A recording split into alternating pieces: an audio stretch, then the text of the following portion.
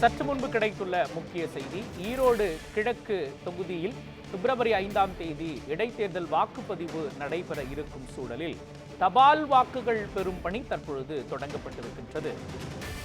ஈரோடு கிழக்கு தொகுதியில் இடைத்தேர்தல் வரும் பிப்ரவரி 5ஆம் தேதி வாக்குப்பதிவு நடைபெற இருக்கக்கூடிய சூழலில் தபால் வாக்குகள் பெறும் பணி தற்பொழுது தொடங்கப்பட்டிருக்கின்றது. 85 வயதிற்கு மேற்பட்டவர்களிடம் வீடுகளுக்கே சென்று வாக்குகள் பெறும் பணியும் தொடங்கப்பட்டிருக்கின்றது.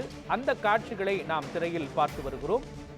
விரிவான விவரங்களை வழங்குவதற்காக ஈரோட்டிலிருந்து இணைகிறார் நமது செய்தியாளர் இளங்கோவன். இளங்கோவன், தபால் வாக்குகள் பெறும் பணி, அது மட்டுமல்லாமல் 85 வயதுக்கு மேற்பட்டவர்களின் வீடுகளுக்கே சென்று வாக்குகள் பெறும் பணி தொடங்கப்பட்டிருக்கின்றது.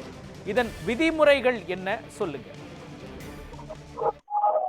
நிச்சயமாக மகன், ஈரோடு கிழக்கு சட்டமன்ற தொகுதி இடைத்தேர்தலில் 85 வயதுக்கு மேற்பட்டவர்கள், மாற்றுத்திறனாளிகள் ஆகியோர் தபால் வாக்கு அளிக்க விருப்பம் தெரிவித்து படிவம் 12D வழங்குவதற்கான தபால் வாக்கு செலுத்தும் பணியானது இன்று தொடங்கியது. ஈரோடு கிழக்கு சட்டமன்ற தொகுதி 4 குழுக்களாக சென்று தபால் வாக்குகளை சேர்க்கப்படியே தேர்தல் நடத்தும் அலுவலர் ஸ்ரீகாந்த் தொடங்கி வைத்தார்.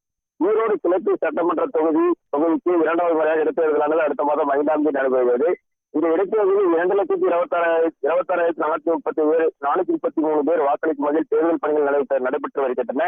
ஈரோடு கிழக்கு சட்டமன்ற தொகுதியில் 2,526 பேர் 85 வயதுக்கு மேற்பட்டவர்கள் மற்றும் மாற்றுத்திறனாளி ஆகியோருக்கு தபால் வாக்குகள் செலுத்தும் வகையில் விண்ணப்ப படிவங்கள் 12D வழங்கப்பட்டது. இதில் 85 வயதுக்கு மேற்பட்டவர்களில் 209 பேரும், மாற்றுத்திறனாளிகள் 45 பேரும் 12 விண்ணப்ப படிவம் வழங்கியிருந்தனர். இதனைத் தொடர்ந்து இன்று முதல் வாக்குப்பதிவு பதிவு செய்யும் பணியானது தொடங்கியது. இதற்காக வாக்குச்சாவடி அளவில் துப்பாக்கி ஏந்திய போலீஸ் பாதுகாப்பு 4 குழுக்களாக தபால் வாக்குகள் பதிவு செய்யும் பணியில் ஈடுபட்டு வருகின்றனர்.